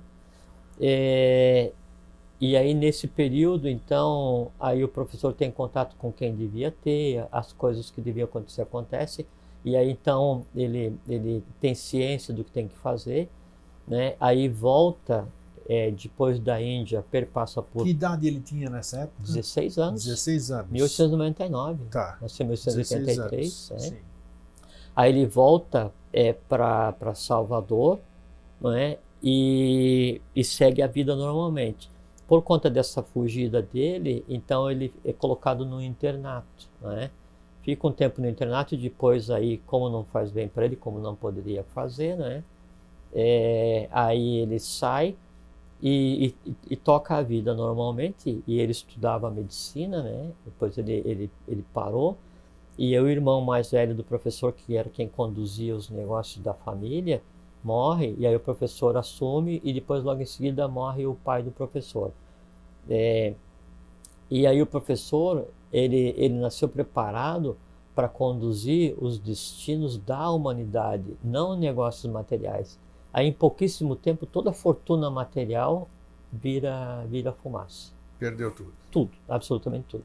Aí se muda para o Rio de Janeiro, né? E aí já com a tônica para a qual ele nasceu. Bom, por conta do que aconteceu na viagem e que você citou um evento aqui, então esse período que o professor deveria ir nessa viagem e ficar, né, lá em Srinagar, ficar nos locais que já estavam reservados para eles e à espera dele, até 1921, quando então viria ele, ela e o filho deles para cá, para o Ocidente. Por conta disso, ele teve que voltar, né? E aí assume o trabalho de permanecer na humanidade e começa então um caminho que chama de caminho de espinhos, né? Que é passar, por exemplo, pelo que passou Blavatsky, tentar criar um núcleo espiritualista, né, no Brasil, espiritualista, né, que aglutinasse, né, aqueles os quais tivessem a ver, para criar uma base, para disparar um processo que criasse a ambiência, que criasse espiritualmente em cada um dos brasileiros, ou uma parcela, a ambiência para que então se fizesse aquilo que não se conseguiu fazer nos Estados Unidos, que se fizesse aqui daí o de lá, o daqui e já o futuro. Então, passado, presente e futuro é realizado junto. Então, ele cria no Rio de Janeiro, em 1900, acho que é de 19 a 21, uma sociedade chamada Samiam. Antes, em Salvador, ele criou uma cidade chamada Alcione, de estudos, na época de estudos teosóficos também, não é? Sim. Mas ele larga, não dá certo. Aí ele vem para o Rio de Janeiro com a família, né? E aí funda uma instituição chamada Alcione, que é considerada como se fosse assim a fase astral do trabalho que viria a ser. Por um determinado tempo, né? Aí isso se interrompe, e aí então esses, né, do Tibete, da região onde ele esteve, começa a fazer a transposição, exatamente como foi feito com os Estados Unidos com o HPB, começa a fazer a transposição para o Brasil com Henrique José de Souza, e então eles criam em 10 de agosto de 1924, são 3 eventos que antecedem 1899, Sim. 1921, né, e 1924, né? Mas materialmente fundado em 10 de agosto de 1924 no estado do Rio de Janeiro, em Niterói, Sociedade Mental Espiritualista Dharana. Dharana. O que é a Dharana? A Dharana é a quinta rama budista do norte da Índia e oeste do Tibete, né? E era apoiado por fraternidades Simla, Gartok, Srinagar, Simla, Gartok, Srinagar. Tinha mais outra que eu não me lembro. Fraternidades que estavam apoiando o Dharana. Daí havia o trânsito de seres, né? Índia, Tibete, pessoal que vinham periodicamente para lá. Para cá para dar suporte físico. Ao mesmo tempo, da mesma forma como foi dado suporte à criação, à cidade teosófica, né? Se esses de Joko, esses ligados, né, a esse movimento e outros mais, né, então se envolveram na criação da base do que viria a ser Dharana. Então, tanto é que Dharana é como se fosse a fase budista, né, da Sociedade Brasileira de Obiose ao início. E Dharana, o professor dizia que ela funcionava como um radiofarol. Então teve uma fase em Dharana que foi anímica, né? Quer dizer, assim como o Blavatsky Sim, criou... está no verdadeiro caminho da iniciação, se conta essa história. Então, assim como foi criado a Loja dos Milagres lá, para pegar atrás das pessoas, então Dharana de início tinha uma fase anímica para quê? Para as pessoas, né, para esse movimento. Fenômenos mediúnicos, assim, essas coisas, que não eram mediúnicos, né, que eram provocados por... tem uma figura que daí é muito comentado na teosofia, que é John King, né? E é desconhecido, às vezes o pessoal tem como lenda, como mito, que John King que auxiliava Blavatsky quando tinha que fazer fenomenologia para atrair essas coisas assim, né? E o John King era freguesaço da Dharana, né? Ah, é? Também? Não sabia, não sabia desse pormenor. Sim, e a gente sabe tudo sobre John King, né? Quem que ele era, o nome dele, de onde, para onde, por quê, né? E essa coisa. Bom, todos os que eram ocultos no movimento da teosofia, de HPB, eles estiveram presentes em Dharana, e depois ainda na STB, e depois ainda na Eubiose, só que daí a diferença é que daí nós temos as informações em detalhes, assim, tudo que não foi dado à HPB, não que ela não soubesse, ela não podia revelar, né? E um dia ela falou, e há de vir um discípulo que falará aquilo que a mim não me foi permitido falar. JHS, professor. Então a eubiose detém todo em detalhes, toda a parte oculta. Tá, né? Mas aí me diz uma coisa, só curioso, você está falando disso aí da revelação. As instâncias de Dzyan, por exemplo, é um negócio que até hoje, vamos dizer, foi até destruído, todo mundo sabe que foi proibido, salvou-se, segundo se sabe, um único exemplar, alguma coisa assim. Não, isso é o que... É que assim, é que o acesso físico que se tinha na época era uma cópia, os originais estão agora onde sempre estiveram guardados. Tá, Todos eles. mas esse conhecimento ficou no tempo. Por que ficou parado no tempo? No Quer dizer, tempo, como assim? ficou no tempo de Blavatsky as instâncias de Dzian. Não, é que as instâncias de Dzian, elas falam de tudo o que aconteceu no quarto sistema de evolução Sim. até o momento em que a coisa é exteriorizada. Então, quer dizer, não interessa para hoje? Não, interessa ainda. Interessa ainda. Tanto é que o estudo da teosofia, quem faz parte... O QT, então, já conta a história de tudo, né? Não, e antes, né? Porque cita-se só 2 livros, né? Então. Mas são bibliotecas do tamanho de continentes. Pô, caramba. Não é? Para você ter uma ideia do que... E esse é o conhecimento que é da humanidade. Só que se, por exemplo, Blavatsky, ela trouxe um pouquinho assim de conhecimento e já foi tão transformador, imagina se traz todo o conhecimento. Bom, com certeza, tá. A gente conversou aqui outro dia, imagina se daí a gente pega e traduz o Vimanika Shastra e dá para os governos o conhecimento sobre como produzir realmente. Tem governo produzindo Vimana e eu creio que entre esse ano e o outro eles vão usar isso para um outro artifício estratégico de governo, para falar que são discos originais e não são. Mas imagina se traduzisse e se desse esse conhecimento sobre os Vimanas aos governos hoje. Nossa. A gente voltaria à época da Atlântida, onde todo o conhecimento técnico foi dado a seres inconscientes e afundaram um continente. Exatamente. A gente estaria determinando o fim da humanidade. Então, por isso que daí a própria Blavatsky, a senhora Blavatsky, ela deu um pouco do conhecimento, só o necessário para iniciar um trabalho nos Estados Unidos. O que teria sido a Sociedade Teosófica caso Blavatsky tivesse permanecido nos Estados Unidos? Nem se consegue imaginar. Não, né? Não dá para imaginar mesmo. Nem se consegue imaginar. Tá, vamos voltar ao professor. Professor. O professor então funda Dharana, né?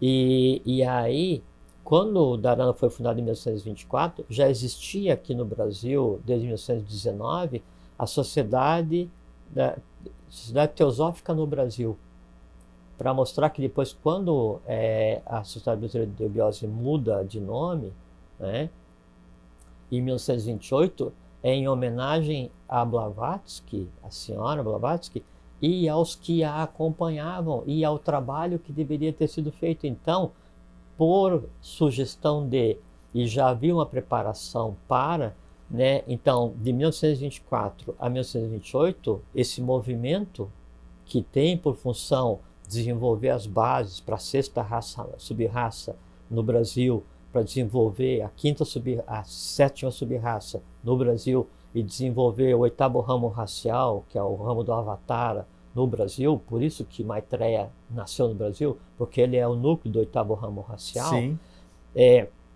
Então, se muda em 8 de maio de 1928 o nome da Sociedade Dharana para a Sociedade Teosófica Brasileira, STB. Né? E por que 8 de maio? 8 de maio é conhecido como o dia do Lótus Branco, que foi o dia da morte de Blavatsky. Inclusive se diz que Blavatsky ela morreu e foi cremada, né, lá em Londres. Duvido muito. Né? Ela passa por ter morrido, né, e que foi cremada, praticamente impossível, porque por mais imperfeito que tivesse o organismo dela, isso não aconteceria porque embaixo, né, se regenera qualquer organismo e se renasce, né, da morte à vida em pouco tempo, e não precisa descer muito para fazer isso. Né? Bom, aí o professor funda a STB, o nome muda para STB em 8 de maio de 1928.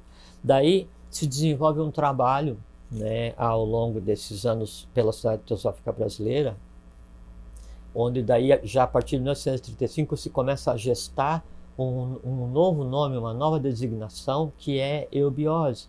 Eubiose, existe um termo médico, eubioses e disbioses, que é equilíbrio e desequilíbrio. Mas o conceito de eubiose, aplicado à ciência da vida, ele foi gestado na sociedade.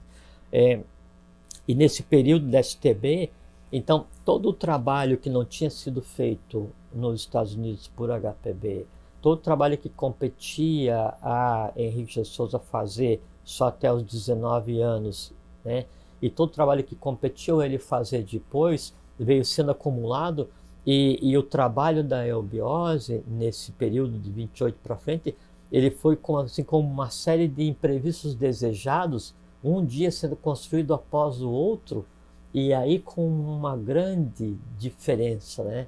Pela primeira vez, em todas as vezes que vieram esses para tentar restabelecer a lei, né? Aí se conseguiu chegar no resultado final.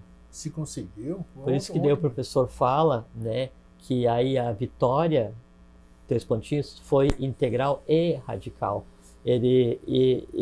Bom, aí o professor, ele vive, então, ele iniciou a vida humana dele em 1883, né, em Salvador, e ele encerra a vida humana dele em 1963, de setembro, em São Paulo. Com 80 anos. 80 anos, exatamente.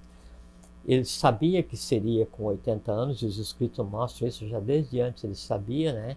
E ele tinha preocupação em conseguir que o corpo aguentasse até esse período para terminar o trabalho. Aí, de 63 a 69, esse trabalho ele é levado adiante pela contraparte do professor, né? E aí, em 1969, então muda o nome, começando uma nova fase da eubiose, desse movimento, e aí então passa a se chamar Sociedade Brasileira de Eubiose, que é o nome que existe até agora. Sim. Nesse período em que daí o professor trabalhou humanamente, então ele começa a volta de 1924 até 1963 a escrever praticamente todos os dias, né? E isso é o que a gente chama de carta revelação, e que faz parte do acervo da eubiose e que é de acesso àqueles que fazem os graus. Então a eubiose tinha antes um grau aprendiz, uma preparação, depois um peregrino, que é uma preparação, 4 graus de iniciação, Manu, Yama, Karuna, Sarot, depois você entra para série interna. Quando entra para a série interna, faz parte de uma ordem que JHS criou, chama Ordem do Santo Grau, que é a mesma que acompanhou todos os Manus, todos os avatares de Budas, né, desde sempre. E aí nessa ordem, os membros dessa ordem têm acesso ao quê? Ao que JHS deixou escrito, né? E então ele escreveu todos os dias, né, até o dia em que ele morreu. O trabalho que ele tinha que fazer em todos os planos, né, foi feito. Nesse período em que a Sociedade Teosófica existiu, então o professor viveu no Rio de Janeiro, viveu primeiro em Salvador, né, depois se mudou para o Rio de Janeiro já para assumir o trabalho que caberia ele fazer, o trabalho cíclico, né, que a gente chama de obra. E aí então ele viveu no Rio de Janeiro, em São Paulo e São Lourenço. Ele ficou nesse circuito, né? Tudo que havia para ser feito em termos de conhecimento. Em termos externos, o professor escreveu O Verdadeiro Caminho da Iniciação, um livro publicado, Os Mistérios do Sexo, um livro publicado, Ocultismo e Teosofia, ele publicou com o pseudônimo de Laurentos, né? São só esses. Depois aí... O Tibete junto com o Mário Rosso de Luna. Com o Mário Rosso de Luna, o Tibete e a Teosofia. Isso. Sim, o Mário Rosso de Luna mantinha contato direto com o professor, né? Mas não é dada a autoria. Assim, o Tibete e a Teosofia, ele foi publicado, né, na revista Dharana, ele não tem uma publicação oficial do livro inteiro, né? E aí o professor concluiu e comentou porque foi uma obra póstuma, né? Ele terminou o trabalho de Rosso de Luna. E aí todo o trabalho tinha que ser feito, tanto com relação a revelações, quanto a parte de criação física da base, aquela, assim, que por assim deveria ter sido feito nos outros locais e não se conseguiu, daí aqui no Brasil se conseguiu, né? Então se estabeleceu a base física, né, mental, espiritual, para a realização, né, de tudo que estava previsto. Tanto é que, por conta disso já ter sido criado, é que foi possível o nascimento do Avatara Maitreya em 1949. Eu quero que a gente interrompa por hoje, porque primeiro que fomos... Passou? Não, passou não importa, nós não temos problema com o tempo. A gente pode continuar se Exatamente, porque já está me vindo um monte de pergunta aqui que se eu começar a fazer, e são importantes, são relativas ao tema de hoje, Tem muita coisa que a gente precisa desenvolver a partir disso aí que você está falando. Tem muita coisa para perguntar, não vou responder. Não, claro que não vai. Aham. Tudo bem, isso aí eu sei o que perguntar também. Tá, Não então te preocupe. Mas tem coisas que precisam ser, por exemplo, enquanto você estava falando, só para deixar no ar aqui, tudo aqui começou, o que vocês estão assistindo hoje aqui, Mosaicos do Novo Ciclo, Jorge Antônio Ouro e o Staca André Patunas, começou num convite em 28 de setembro de 2005, que eu nem sabia, já falei para vocês que eu nem sabia que dia era aquele, tudo aqui. Para mim, estou convidando alguém que foi indicado e vai conversar. Então, naquele dia nós fizemos, era uma data fabulosa, que eu quero voltar a falar sobre ela, 28 de maio de 2005. 28 de setembro. 28 de setembro de 2005, começou o Vida Inteligente, começou assim a sessão Mosaicos do Novo Ciclo, revelações sobre o passado e o futuro da humanidade. Então, isso aqui que nós falamos naquela ocasião é muito inerente ao que nós estamos conversando hoje. Sem dúvida. Então, eu quero dar sessão de continuidade nisso, e se a gente fizer isso hoje, já estamos com 1h30 de programa. 3 horas de programa. Vai dar. O pessoal vai se cansar. Né? Então, eu não quero que ninguém se canse. Eu quero deixar essa expectativa. Já teve informação suficiente? Já. É bom deixar. Mas nós vamos dar sessão de continuidade. A próxima conversa nossa vai ser uma continuação de hoje. Tá. De hoje, que é importante. Mas você sabe que assim, daí tem coisas que daí eu não Fica frio, como a gente diz aqui. Não se preocupe. Então, é isso aí, mas nós vamos conversar sobre isso aqui, vai ser bom. Então, acho que por hoje está muito bom. Já deu para dar o gostinho de muito que deu para ver mais, assim, Blavatsky nasceu com um trabalho que é pouco divulgado. O objetivo dela, né, era seria interessante que todo mundo conhecesse o trabalho de Blavatsky. Né? E o trabalho dela mesmo não era criar teosofia, não era a transposição do conhecimento, era criar um núcleo, o embrião, para o desenvolvimento do que viria a ser o comando espiritual da 6ª sub-raça da raça ária. Não aconteceu. Houve uma queda, né? E essa queda é quando ela vai de volta para a Índia. Daí, esse trabalho que competia a Blavatsky, há uma transposição, um transbordo para o Brasil, né? E aí, então, cabe ao Brasil desenvolver então, o núcleo espiritual e as bases da 6ª sub-raça da raça ária, a raça bimânica, da 7ª sub-raça da raça ária, a raça atabimânica, né? E também o 8º ramo racial, e o 8º ramo racial, né, é a família do Avatara, né? Donde possibilitou-se que daí nascesse o Buda, Maitreya Buda, no território brasileiro. Então, isso aí você vai poder falar. Isso aí você tá algumas coisas a gente pode falar, não é? Então isso é muito importante porque dá a ideia daquela sequência de trabalho, né? É importante. Engrandece, na minha maneira de ver, engrandece muito mais o trabalho de Blavatsky, porque mostra que além do que ela fez, ela tentou criar uma coisa que suplanta a imaginação humana, né? E que não foi possível de realizar. E veio para o Brasil, e aí no Brasil nós conseguimos, nós fizemos. Isso é que nós vamos dar sessão de continuidade. E eu acho que, e pelo que eu conheci pouco de Blavatsky e do professor Henrique José de Souza, ambos não gostavam de bajulação. Eles eram pessoas que era uma pessoa não gostavam muito de querida. seguidores. Isso que é bacana, eu acho. Não, o professor, ele tratava os discípulos por senhor, né? Então isso você vai poder falar como é que ele era. Isso aqui nós vamos conversar. E ele dizia para os discípulos, a única forma de ser eu compreendido e sentido é cada um de vós seres um reflexo de mim mesmo. Bonito. E o querido amigo e irmão, que eu não vou cansar de falar nunca, o Alvin, que conviveu com o professor. Não dá para dizer que é uma pena que ele não esteja aqui, porque é bom que ele está aqui. Então, né? Hoje está sentadinho aí, bonitinho, com aquele jeitinho dele de sempre. E ele me aquele contava sorriso muito, de quem sabia as coisas. Isso, ele conviveu com o professor, mas isso nós vamos falar na próxima oportunidade. Jorge, muito obrigado por hoje. Hoje, nossa, ficou um gostinho bem gostoso de quero mais. Então, obrigado pela oportunidade de conversar sobre isso, é um assunto muito importante. Foi aquilo que eu falei no começo do programa, 1h30 atrás, são coisas que a gente não tem com quem conversar. Sabe para quê, Grego? É para que daí a gente contribua para que termine esse processo de desconstrução da brasilidade. Um trabalho cósmico, espiritual, gigantesco de milhares e milhares de anos para construir um povo e um local como esse que é o Brasil e os brasileiros, porque aqui é a pátria do Avatara, e o Avatara, para se manifestar, ele precisa que cada um brasileiro seja um reflexo dele mesmo. É isso aí.